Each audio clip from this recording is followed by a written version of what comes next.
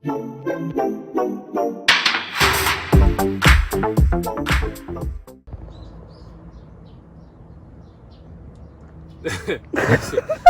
아내밭에 왔는데 지금 이게 설명드리려고 하는 게, 자, 첫 번째 먼저 설명드릴게, 영양제를 왜 써야 되는지, 그리고 포도나무를 왜 꺾어야 되는지, 뭐 이런 거에 대해서 설명을 드릴게요. 자, 일단 포도나무는 청근성이라 그러죠. 그리고 리코메 법칙이라는 게 있어요. 리코메 법칙이라 그래가지고 포도나무는 이 45도 정도 됐을 때 세력과 꽃눈의 그 세력이 가장 적당하다 그래요.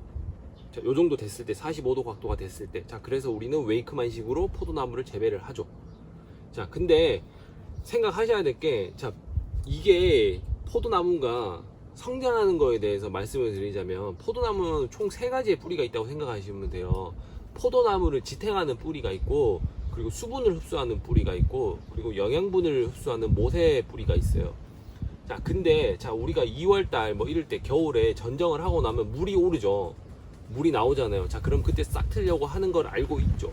자, 그게 뭔 말이냐, 포도나무 서로 상호작용을 해요. 꽃눈에서 이제 물이 올라오기 시작하면은 모세 뿌리가 없죠. 모세 뿌리가 없고 물을 뽑아 올리는 뿌리밖에 없으니까, 물을 뽑아 올리는 뿌리가 이 꽃눈으로 오면 여기서 이제 옥신이라는 호르몬을 내뱉으면서 이 줄기가 나오게 해준다고요. 자, 그럼 줄기가 나오면 그 다음에 뭐냐, 이 줄기에서 또 상호작용이 있어가지고 사이토킨이라는 게 나와요. 자, 그래가지고 모세 뿌리가 발달을 한다고요. 자, 그럼 순서가 어떻게 돼요? 얘가 나오고 밑에 뿌리가 나오는 거죠.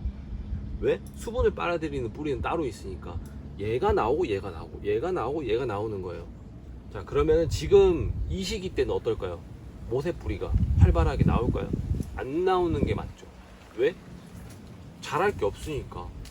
포도나무가 생실 이계를 더 크려고 하는 게 아니고 다 막아놨으니까 모세 뿌리가 많이 안 나오는 게 정상이라고요. 근데 거기다 대고 뿌리를 뭐 더 나오게 한다고 밝은제를 준다?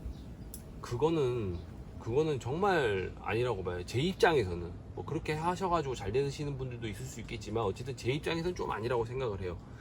자, 그러면은 모세 뿌리가 어느 정도 나와주는 게 좋겠죠. 자, 그러면 어떻게? 부초 같은 게 나오면 요만할 때 눈에 보이자마자 딴다? 아니죠. 제가 저번에도 말씀드렸잖아요. 어느 정도 자라면, 가위로 자르기 전에, 섬유질이 너무 단단해지기 전에, 그 전에 잘라주시면, 어느 정도 나왔을 때 잘라주시면은 이것 때문에 모세 뿌리는 어느 정도 나와 있는 상태. 그리고 그 후에 영양제를 주면 되겠죠. 이 부초 같은 거 잔뜩 있는데 영양제를 주면 뭐예요? 얘네만 자라라고 주는 거지. 줄 거면은 도장지를 억제하고 난 다음에, 하지만 그때 억제하고 나면은 모세 뿌리는 나와 있으니까 그때 주시라고요. 그러니까 주는 타이밍도 있는 거예요. 주는 타이밍이 안 맞으니까 백날 첫날 영양제 줘도 효과도 못 보는 거예요. 조금만 줘도 효과를 볼 수 있는 게 영양제인데, 그 영양제를 효과를 보게 하려면 주는 타이밍이 맞아야 된다는 거예요. 주는 타이밍이. 자, 그럼 언제? 부초들을 제거하고 난 다음에, 모세 뿌리가 이제서 나왔을 때. 모세 뿌리의 생명력은요, 이틀이에요. 이틀이면 끝난다고. 그냥. 그러니까 그때 적재적소의 영양제를 넣어 주셔야지. 그래야 먹죠. 그죠? 그리고 얘네는 줄다리기 중이에요. 지금 이쪽하고 줄다리기 중이라고요. 자, 잎에 대해서 말씀드릴게요. 잎이 지금 이 밑에 있는 잎들이 뭔가를 할까요? 야들은 이미 다 노화가 됐어. 그래서 큰 일을 하지 않는다고. 그래서 이 뒤로 가면 갈수록 있는 잎들을 관리를 잘 해주셔야 돼요. 얘네가 일을 다 한다고. 근데 여기서 만들어지는 동화양분이 줄다리기를 하고 있어가지고 열매로 보내줘야 되는데, 이 끝으로 가버리면 나무는 성장을 하려고 그러죠. 자, 그러면은 그걸 막기 위해서는 어떻게 해야 될까요? 포도나무를 꺾어주시면 돼요. 자, 어떻게 꺾는다? 이런 식으로. 웨이크만 식으로 자랐지만 이게 45도로 나왔을 때 꽂는 형성과 이게 가장 좋아요. 세력 관리도 좋고. 45도로 나왔어요. 근데 45도에서 위에서 딱 막아버렸어. 그러면 얘는 계속 크려고 그런다고요. 계속 크려고 그래요. 성장을 하려고요. 포도나무는 일자로 키우면 끝도 없이 커요. 그래서 이 주지에서 나온 것도 꺾는 이유가 왜겠냐고요. 다 이유가 있는 거예요. 다 꺾고 하면은 그때마다 성장이 조금씩 멈추죠. 얘도 똑같아요. 이거를 저는 어쩔 수 없이 웨이크만식이지만 반평덕식으로 보고 싶어서 이거를 위에부터 꺾은 거라고요. 꺾으면 세력이 빡 죽어요. 그러면 어떻게 된다? 여기에 있는 눈에서 부초가 아예 안 나와요. 아예. 저는 올해 진짜 거짓말 안 하고 이런 데에서 부초 딴 거는 처음에 딴 거 말고는 한 번도 딴 적 없어요. 그리고 이제서야 뭐 끝에 뭐 이런 거 튀어나오는 거 이게 다라고요. 이런 것도 지금 보이면 따냐? 안 따요. 왜? 제가 아까 말씀드렸죠. 모세 뿌리들 발달시키기 위해서는 밝은 재를 주는 게 아니고 얘네들이 알아서 크게 만들어 주시면 된다고. 이렇게 나와서 조금 더 크면 따고, 영양제, 인산가리 같은 거 지금 줄 때니까 주면은 그나마 흡수율이 높아진다는 거. 왜? 그것도 영양제니까. 영양분은 거기서 빨아들이는 거니까, 모세 뿌리에서. 그래가지고 이게 처음에, 지금은 뭔가를 줘도 효과를 보기 어려워요. 근데 처음에 봄에 주면 효과가 두드러지죠. 자, 그래서 칼슘 같은 거를 언제 줘야 된다 그랬어요? 밑으로 주려면 봄에. 왜?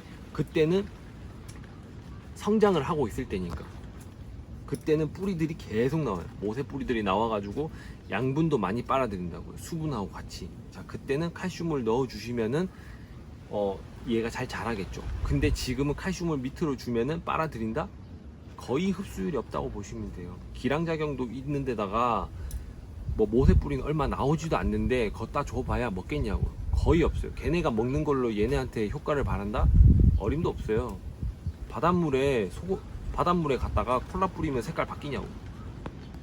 안 되잖아요. 그거랑 똑같아요. 그러면은 어떻게 해야 된다? 잎에다가 살포를 해주시면 되겠죠. 칼슘하고 마그네슘은 잎으로 살포를 해주시면 그나마 흡수율이 빨라요. 왜? 얘네가 지금 스트레스를 엄청 받았으니까. 스트레스를 받으면 어떻게 돼요? 노화가 진행된다고. 얘네들은 노화가 진행이 되면 잎이 연맥은 살아있어도 황화현상이 이제 막 나타나기 시작해요. 황화현상이 나타난다는 건 뭐예요? 얘네가 조기 낙엽시키고 끝내려고 그런다고, 올해 농사를. 근데 올해 농사를 왜 끝내? 난 아직 딸려면 멀었는데. 근데 그거 끝내버리면 어떡해? 그럼 알은 요만한데 당도는 엄청 잘 나와. 그럼 거기서 끝.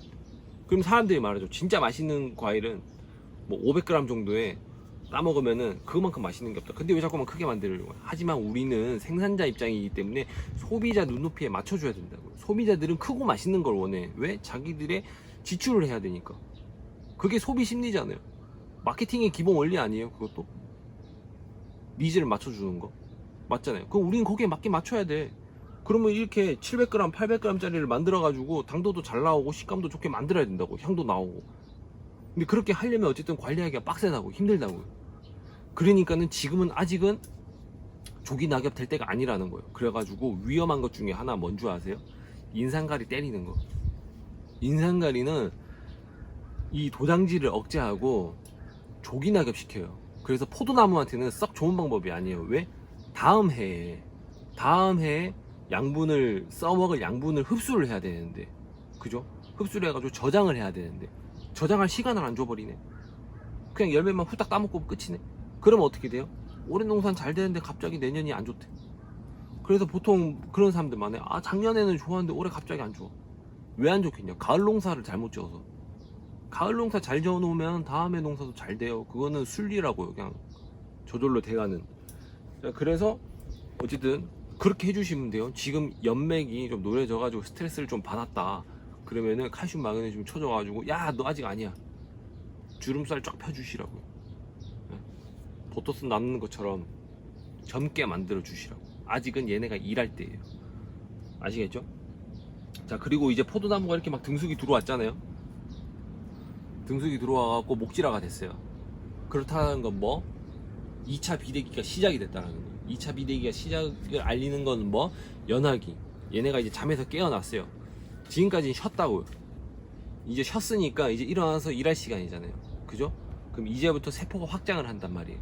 세포 확장을 하면서 커지고, 그리고 동화양분이 왔다 갔다 이동하면서 당도도 올려주고 향도 담아주고.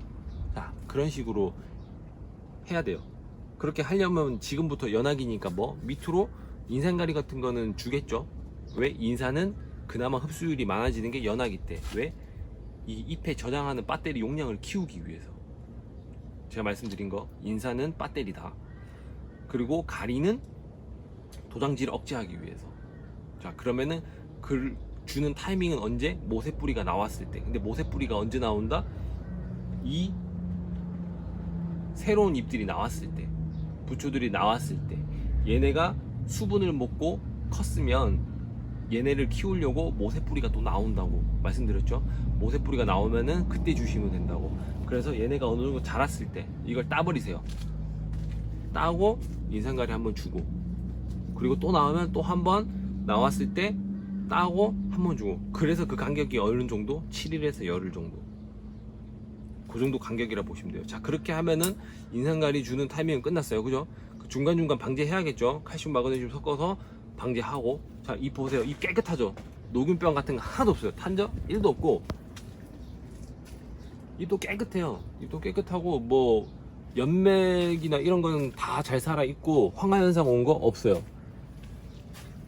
자, 이거는 제가 뭐 자랑하고 이런 게 아니에요. 그냥 누구나 다 이렇게 할 수 있는데 그 시기와 타이밍을 못 잡아서 그런 거니까, 그거는 제가 하는 말씀은 참고만 해주시면 돼요. 정답은 아니에요. 절대로. 절대 정답 아니에요. 저랑 똑같이 따라했다가 뭐 잘못돼가고 저한테 뭐라면 좀 할 말 없어요. 그러니까 저는 뭐를 꼭 써라, 뭐를 넣어줘라 이런 말 절대 안 해요. 그냥 단지 지금 필요한 거는 뭐다라고만 하는 거고. 그리고 저는 이 샤인에 딴 사람들이 안 하는 짓을 하나 하는 게 있어요. 근데 그거는 말씀 못 드려요. 차마 그거는 말씀 못 드려요. 어차피 그거는 말을 해봐야 욕먹을 짓이기 때문에 그거는 말씀 못 드리고. 그리고 제가 오늘 이 가위 이거에 대해서 말씀드릴게요. 가위 이거 두 종류가 있거든요. 치카마사 제품이에요. 치카마사. 우리가 가장 많이 알속기 가위 사용하는 치카마사. 자, 근데 이거는 원예용으로 나왔어요. 알속기용이 아니고. 근데 여기 뭐 포도알이 있긴 있네.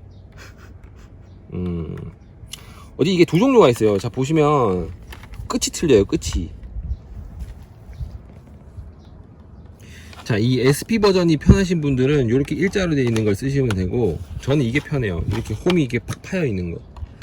그래갖고 알을 잘 잡아줘가지고 저는 이걸 사용하거든요. 그래갖고 이걸 어떻게 사용하냐면, 자, 이렇게 보시면 바퀴날들 넣어놓고. 있었던 것 같은데?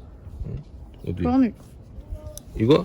자, 자꾸 이렇게 이렇게 빼도 돼. 자, 이렇게 바퀴날들 뺄 때, 이거 찔렀어. 망했어. 찌를 것 같더라. 자, 이렇게 빼주시면 돼요. 이거 어떡하지?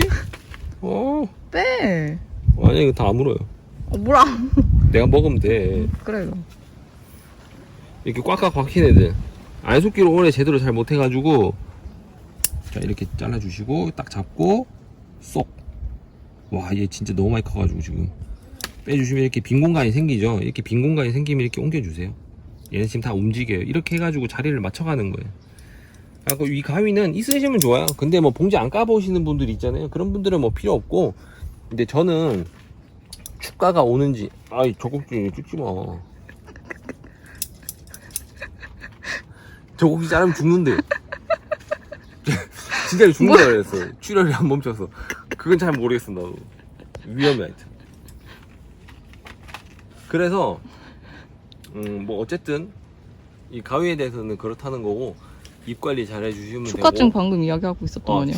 축가증 어차피 뭐 수분 경합 때문에 오는 걸 수도 있는데, 곰팡이 때문에도 오고, 꼭지 마름도 뭐 곰팡이에서도 오는 거고 하는 거니까, 그거는 뭐 지금 말씀드릴 게 없어요. 어차피 축가증이 지금 오기 시작하면 늦은 거기 때문에 그거에 대해서 말씀드릴 게 없고, 지금은 방제할 때 중요하게 해야 되는 건 응애. 포도의 최대의 응애.